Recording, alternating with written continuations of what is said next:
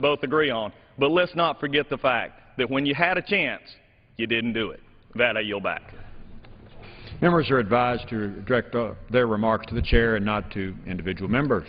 Gentleman from Florida reserves. Gentleman from Colorado. And I certainly wish that we had acted on immigration reform. We did pass in this body under Democratic control a DREAM Act, if the gentleman will recall, in waning days of the 111th Congress, and did take at least one constructive step with an immigration bill that we brought to the full floor of this House and passed. I'd like to yield 3 minutes to my colleague from Colorado, a member of the Financial Services Committee, a former member of the Rules Committee, Mr. Perlmutter. Gentleman from Colorado is recognized for 3 minutes.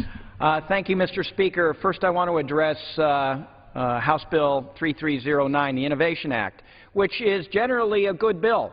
It's trying to deal with issues of nuisance litigation, where somebody is sued and the costs of litigation are so extreme that they pay money just to stay away from litigation. That's really the underlying purpose of the bill. Now, what we've got to make sure as members of this House and as members of the legislature, that we don't advantage one party over another. And I see the gentleman from California, Mr. Rohrabacher, made a good point, Mr. Speaker, last night at the Rules Committee, that you don't want to disadvantage small inventors who've come up with a good idea or a great product, something very novel, and some major corporation takes that idea or that product away and doesn't pay for it. That's the purpose of patent litigation. At the same time, you don't want to have some small company that buys a Wi-Fi service all of a sudden getting sued by some company they never heard of, and they're saying, wait a second, we're not a patent infringer. I say all of this because the purpose is to have good litigation where there isn't extortion and there isn't theft as a result of some patent infringement. What's done in this bill, I think, though, is micromanagement of the courtroom and its processes. Each of these cases stands and falls on their own merits, and the courts are best equipped to determine their own rules and their own procedures as to how these cases should move forward. I'm generally going to support this. I offered an amendment which was not adopted by the Rules Committee last night to delay till December of 2015 so the effect of Section 6 of the bill so that the courts could create their own rules and not have the legislature do it. 100 years ago we passed the Rules Enabling Act, which allows the courts to set their own procedure, which is then overseen by the legislature. That is sort of discarded in this bill, and we create some very specific rules, and I think that's a mistake, and I think we could have some real winners and losers, and I think the small guy, the small inventor, the small purchaser could be in trouble. So I would just suggest to the House and to the Rules Committee that we do look at delaying so that the courts can offer their own procedure. I do want to address two other things. It has been over 150 days since we started this legislature. We should be dealing with immigration reform. We're not doing that. And I want to finish my story about the Montez family, who are from Arvada, Colorado, who could never get affordable insurance and now are able to under the affordable. Gentleman is recognized for 30 seconds. They have 3 children. They work 2 jobs. Neither of the mom or dad, their employers don't provide health insurance. Finally, after all these years, they've been able to get health insurance at about $150 using the credits that are available under the Affordable Care Act and the Children's Health Program that this Congress has passed.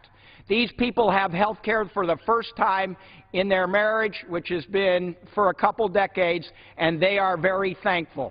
So this is a good Thanksgiving season for the Montez family of Arvada, Colorado. With that, I yield back. Gentleman yields back. Gentleman from Colorado reserves. Gentleman from Florida is recognized. Mr. Speaker, I yield 2 minutes to distinguished gentleman from Texas, Mr. Smith.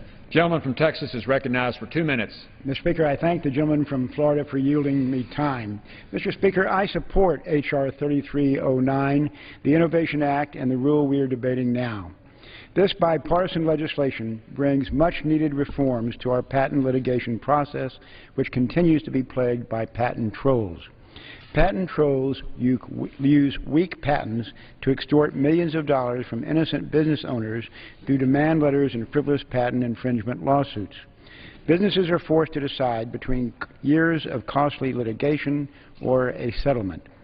The number of patent infringement claims has almost doubled in the past 3 years. And the New York Times reported that one lawyer filed patent lawsuits against 1,638 companies in the past 5 years. These lawsuits soak up capital that is better spent on investment, innovation, and job creation. In fact, a 2012 study by the Boston University School of Law found that patent trolls cost the American economy $80 billion annually. The study also found that defendants paid $29 billion to patent trolls in 2011 alone. The Innovation Act targets abusive patent litigation while protecting legitimate patent infringement claims. It provides accountability on the front end of litigation by requiring parties to state exactly why they are filing suit. H.R. 3309 also requires parties who file meritless patent claims to pay the attorney's fees of their victims as a disincentive to pursue their baseless claims. These reforms are vital to restore accountability and to rein in abusive, frivolous, and costly patent lawsuits. I urge my colleagues to support this important legislation, and I thank Chairman Goodlatte for introducing this bipartisan bill. Mr. Speaker, I'll yield back. Texas yields back. Gentleman from Florida reserves. Gentleman from Colorado. Thank you. I'd like to yield a minute and a half to the gentlelady from California, a member of the Judiciary Committee, one of the key architects and somebody who worked very hard on this bill, Ms. Chu. Gentlelady from California is recognized for 1 minute and a half. I rise today in support of the Innovation Act. This bill will help curb abusive lawsuits brought by patent assertion entities, more commonly known as patent trolls. Rather than relying on patents to protect investments in new innovative technologies, these actors abuse our patent system. They threaten legitimate businesses and consumers with costly litigation for selling or using a product that falls under their overly broad patent. The patent system is nothing short of a net for them to cast in hopes of extorting settlement fees. Right now, this scheme is costing our economy $29 billion every year. While the bill is not perfect, the Innovation Act is a promising first step towards reining in these abusive tactics. I still have concerns with provisions that address fee shifting and the federal judiciary, and we need to ensure that the Patent Office is fully funded. But this conversation will continue beyond today's vote, and my hope is to see these concerns addressed for the American people. Gentlelady yields back her time. Gentleman from Colorado reserves. Gentleman from Florida is recognized. Mr. Speaker, I yield 1 minute to the gentleman from California, Mr. Rohrabacher. Gentleman from California, Mr. Rohrabacher, is recognized for 1 minute. Speaker, I reluctantly favor the rule because it makes an extremely important amendment, my own and several others. It approves them to come on the floor, but I oppose final passage because even with those amendments, they do not do enough to make this bill worth supporting.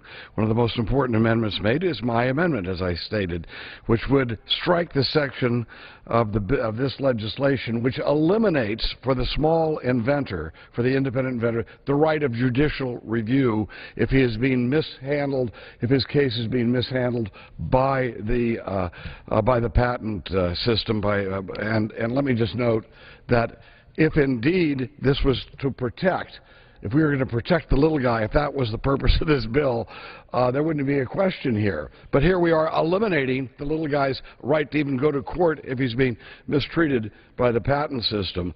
Also, but let me just note, a rule not made in favor was Marcy Kaptur's amendment, which would have, again, protected the little guy. We're being told this protects the little guy, yet they won't allow Marcy Kaptur's amendment, which is aimed at protecting the little guy, from even coming to a vote. I would ask Gentleman, another 30 seconds. Gentleman from California is recognized for 30 seconds. Thank you very much. We hear over and over again, this is about patent trolls and hinting that there are illegitimate patents that we're talking about. We're talking about legitimate patents, and the patent troll, let's just note, is who is he going against, supposedly? It is multinational mega corporations that routinely infringe on the little guy. But yet, Marcy Kaptur, where we're trying to protect the rights of the little guy against these giant corporations like Google, instead we have not permitted her amendment to come forward. This is the greatest attack, this bill, on the small inventor that I have ever seen in 25 years. Ask for support for the amendment, for the rule, but oppose to the bill itself. Gentleman from Florida reserves. Gentleman from Colorado is recognized. Thank you, Mr. Chair. I'd like to yield 2 minutes to the gentleman from California, Mr. Cardenas. Gentleman from California is recognized for 2 minutes. Thank you very much. Thank you, Speaker Poe. I rise today in support of H.R. 3309, the Innovation Act. This bill will allow businesses of all sizes and in all industries to devote their time and resources to job creation, research, development, and to continue to support the innovation that makes U.S. companies so competitive in our global market. I have heard from businesses and associations in a cross-sector of industries asking for the passage of this bill so they can more fully dedicate themselves to building their businesses and the U.S. economy. I have heard for support for H.R. 3309 from the Motion Picture Association of America and movie studios such as 20th Century Fox, who are economic drivers in Los Angeles and all across the country. There is other widespread and bipartisan supporters such as the U.S. Chamber of Commerce, the National Association of Realtors, the National Association of Broadcasters, which shows how essential patent reform is for American businesses in all industries. Mr. Speaker, I ask for unanimous consent that these letters of support be inserted into the congressional record. Thank you, Mr. Speaker. While we can all agree that this is not a perfect bill, its passage will allow our businesses to continue to fuel the U.S. economy recovery rather than battle abusive litigation. I urge my colleagues to support innovation by voting yes on final passage of the Innovation Act. Thank you very much, Mr. Speaker, and I yield back my time. Gentleman from California yields back. Gentleman from Florida is recognized. Mr. Speaker, I reserve to balance my time. Gentleman reserved. Gentleman from Colorado. I'd like to inquire if the gentleman has any other speakers or no. I do not. Okay, then I'm prepared to close. I yield myself such time as I may consume. Gentleman from Colorado is recognized for as much time as he wishes. You know, the gentleman from Georgia, Mr. Collins, rightly asserted that the Democrats did not, in fact, when they were in charge of the legislature in both chambers, fix our broken immigration system. However, we did pass the DREAM Act. And while, given that this is football season, and I think that my friend, the gentleman from Georgia, perhaps shares affinity for football, while we did not, in fact, score a touchdown and fix our broken immigration system, at least the Democrats got a field goal when we were in charge. We're still waiting for the Republicans to match our field goal here if we can't score a touchdown with comprehensive immigration reform. And we look forward to improving these bills that have passed out of the committee before the asbestos bill, before the patent reform bill, and need the work of the full membership of this body to improve them. Legislation is not like a fine wine that when it sits in a barrel it improves itself. It needs to be actively worked upon to improve it. And I hope that it is a matter of days or hours or minutes till we can dust off these immigration bills that Chairman Goodlatte and the Judiciary Committee have worked on and improve upon them so that this body can actually move forward and score a field goal, a touchdown, or more. And finally, replace our broken immigration system with one that reflects our values as Americans, restores the rule of law, reduces our deficit by $200 billion, creates 6 million jobs for American citizens, secures our borders, and implements workplace enforcement of our immigration system. I'm confident that we can do that working together, just as we are working together on these bills that are before us today. Now, as I indicated earlier, while this bill the patent bill does harvest some low-hanging fruit, there remains a lot of work to be done to create a 21st century intellectual property protection system for our country. One such effort was an amendment that I offered, Polis Amendment 5, that was not allowed under this rule. This amendment reflects a bill that I sponsor with Mr. Marino that regards demand letter transparency acts. Depending on startups' resources, even the recipient of one demand letter can even be a death sentence for a small 1-, 2-, 3-person company. The threat of a demand letter alone can jeopardize a company's ability to raise funds, can scare away potential customers, and, God forbid, actually defending a patent lawsuit can cost hundreds of thousands to millions of dollars in legal bills, which to a 1- or 2- or 3-person company is simply a matter of shutting the doors because they cannot afford to do that. At the Rules Committee yesterday, I offered my bipartisan amendment based on legislation that I introduced with Representative Marino and Representative Deutsch that would provide a comprehensive approach to increase transparency and accountability in the demand letter process.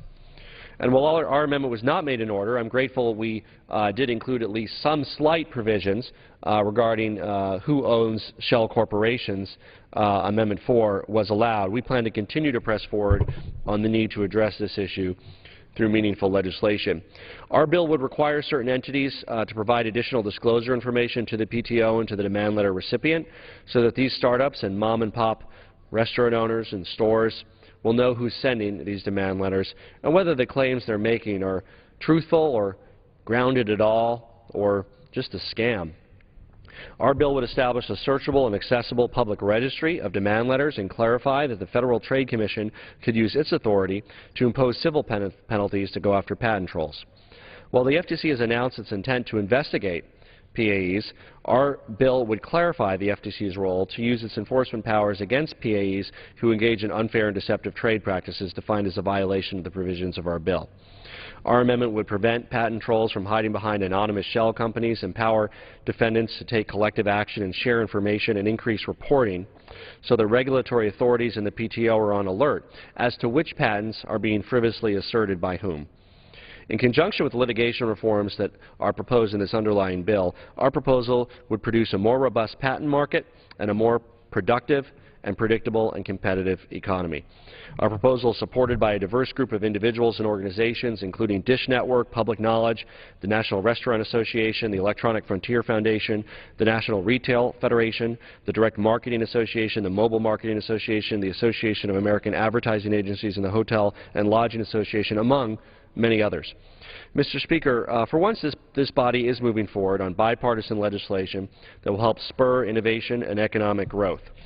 The first bill that we're considering with regard to private equity will help increase job growth and job creation in our country by removing a regulatory burden that was put in without the proper justification.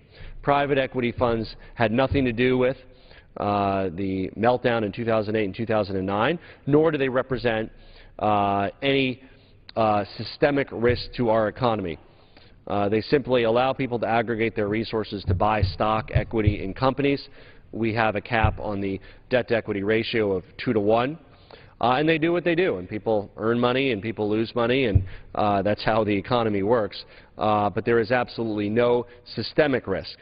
And some of these dollar amounts sound high, but what we talked about in Rules Committee yesterday is you might have a private equity fund that's $300 million, and that sounds like a lot of money. That is the amount of money they have to invest over a period of years. $300 million, they invest that over 5, 6, 7 years. That's not their operational budget. Their operational budget is 2% or less of that every year. So a $300 million fund, private equity fund, might have an annual budget of $6 million. Now again, $6 million sounds like a lot of money. It certainly is. But when compliance with the SEC reform is $500,000, as has been estimated, you're talking about a sizable percentage of your annual operating budget. So that means you have to hire a couple people less. You might not be able to do that extra investment that you didn't have the ability to do the diligence in. You might not be able to invest in that additional company and help it grow and create jobs because of regulatory compliance that has nothing to do with systemic risk. Mr. Speaker, as this session of Congress comes to a close, the first session of the 113th Congress, there's much that this body has left undone. While the other chamber across the way has acted on overwhelming bipartisan measures that help fix our immigration system, saving $200 billion, creating over 6 million jobs, securing our borders, restoring the rule of law, and uniting families, this body has not passed a single bill in that area. And while the other body has passed a bill that would prevent companies from discriminating against gay and lesbian employees with strong bipartisan support, this body has not even brought such a bill to committee or the floor. And while I'm pleased to see the Bipartisan Innovation Act and Small Business Capital Act and Job Preservation Act come to the floor today, although I'd like to see them with a more open process that allowed more ideas from both sides of the aisle to be introduced as amendments, I only hope that the majority of this body sees fit to hold votes on these other issues, immigration reform, employment non-discrimination, as well, which I'm confident would pass the floor of the House today. As I talk to many tech companies and small businesses in my district, many of the purported beneficiaries of this modest patent reform bill, they support it, but they support immigration reform more. They say, good job, now get immigration reform done. That's what I'm hearing from employers in my district and businesses in my district. I hope that my colleagues on the other side of the aisle are hearing the same. Our nation cannot afford to maintain a 20th century intellectual property protection system in a digital and biological era. This bill does not correct that. It does not change that, but it is a modest step forward, an important part of reforming parts of the process that Democrats and Republicans, many stakeholders, can agree are broken. The measure contains bipartisan, balanced proposals, just as H.R. 15 does, the Comprehensive Immigration Reform Bill in the House, with over 190 bipartisan sponsors. And just as this bill will continue to incentivize entrepreneurship, so too, times 10, times 100, would comprehensive immigration reform, which includes a startup visa that allows entrepreneurs who have already received commitments of investment to come to this country and create their jobs here. We are turning jobs for Americans away every day we fail to act on immigration reform. We can bring H.R. 15 to the Rules Committee and to the floor of the House next week, or we can stay the following week and give this body the opportunity to send a bill to President Obama's desk to finally replace our broken immigration system with one that works. Mr. Speaker, if we defeat the previous question, I'll offer an amendment to the rule to bring up House Resolution 424, Ranking Member Slaughter's resolution, that prohibits an adjournment of the House until we adopt a budget conference report.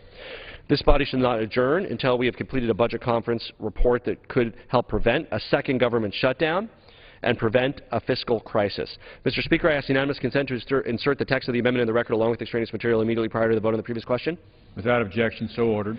Mr. Speaker, while I'm actively encouraging members on both sides of the aisle to get behind the Innovation Act and the Small Business Capital Access and Job Preservation Act, I must urge my colleagues to vote no and defeat the previous question, as well as a no vote on the restrictive rule. I hope that we can send the message that we need to bring immigration reform to the floor of this House, rather than let the 4 bills that have already emerged out of committee stay sitting and aging and not getting any better while we fast-track asbestos, while we fast-track modest patent reforms. The time has come to act on immigration reform. Please join me on voting no on the previous question and no on the rule. I yield back the balance of my time. The gentleman from Colorado yields back all of his time. The gentleman from Florida is recognized. Thank you, Mr. Speaker. And speaking to some of the comments that were made, particularly as it relates to football. And I guess that, we talked about field goal and 3 points. But here's the position that this House has taken, the majority has taken in the House as it relates to immigration. It's about first downs. It's about moving the ball forward in measured steps, about getting it right the first time, not going through what we've gone through with these absolutely. It seems more like we've been in a timeout for 3 months since these bills have passed committee. I yield back. Reclaiming my time, it takes time, you know this, to move meaningful legislation through and to get it right the first time. We're living with, with some things when you have these mega bills, thousands of pages, a 1,000-page immigration bill, 2,500 pages of the Affordable Health Care Act. End of the day is let's do this in a reasonable approach, because we want immigration reform because we know we have a broken immigration system. We absolutely know that. And I think this House has taken the right approach in doing things in a measured way to get first downs till we get to the end zone where we all want to be. Now, as we notice on this bill, even though there's strong bipartisan support on both of these pieces of legislation, we still have some that aren't happy, because sometimes bills never get to exactly where everybody wants them to be. And I get that. In a perfect world, we'd get everything we want. It's not a perfect world. We don't get everything we want.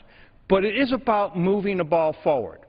And I think that my good friend from Colorado has talked eloquently about the issues as it relates to patent reform and private equity, because I know he has been part of that world. He speaks from experience in those areas. Is it everything that you want? Probably not. We heard from the chairman of the committee, it's not everything he wanted. But it is a step in the right direction. It's moving the ball forward. It's getting the first down. It's moving it so that we can win the game. Not a political party, but the American people. And consumers can win. And the holders of patents can win. That's what this is all about. You know, demand letters, I lived through this as a sheriff where we used to get demand letters that were going to get sued, and the whole idea was behind the fact is that they thought we would settle for $30,000 or $40,000 to make them go away. And here's what happened. The sheriffs got smart, and they put together a consortium of sheriffs, 60 out of 67, in a sheriff's fund, self-insurance fund, and guess what? We changed the tables and the dynamics in regards to it, just as this bill will do.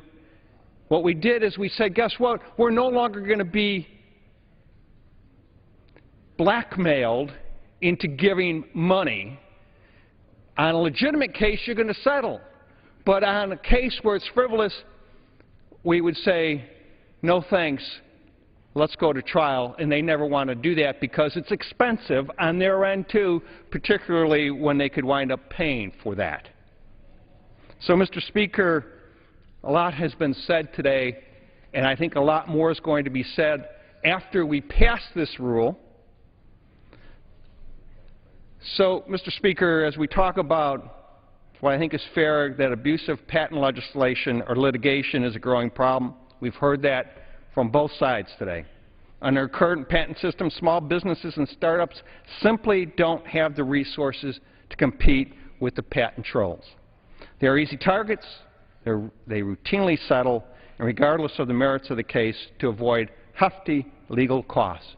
We understand that.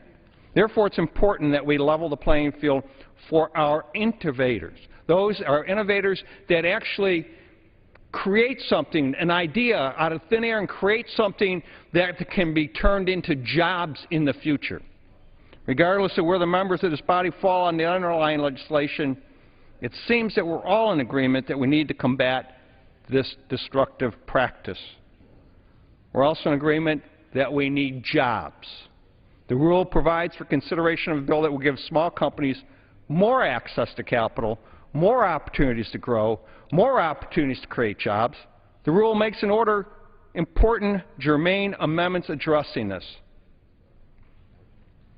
Mr. Speaker, we heard a call to vote no on the rule for other reasons. Let's talk about creating jobs in America. Let's talk about protecting our innovators.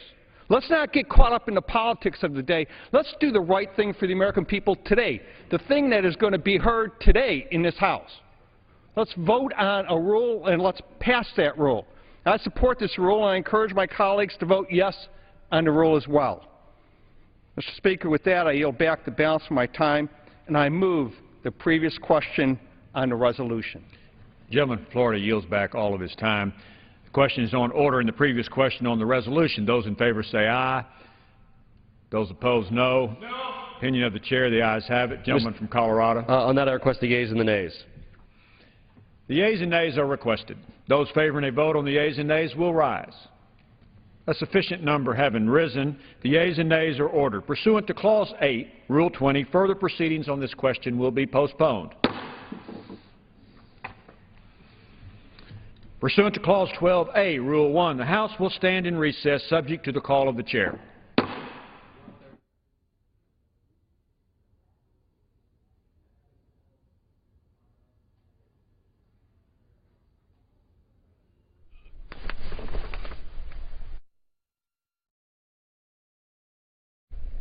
The House has been debating the rule for a couple of bills. One would modify the patent infringement litigation process. The other bill, which they'll debate later today if they pass the rule, would exempt most private equity firms from registering with the Securities and Exchange Commission.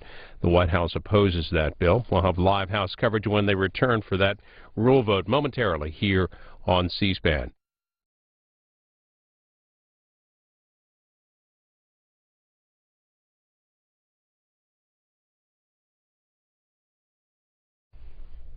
Well, we wait for the House to return with just a programming note. Coming up at 2 o'clock Eastern, we're going to hear from Defense Secretary Hagel and General Dempsey. That'll be over on our companion network, C-SPAN 2. Meanwhile, Veterans Affairs Secretary Eric Shinseki testified today on Capitol Hill on the processing of veterans' claims. We'll show you what we can as we wait for the House to return.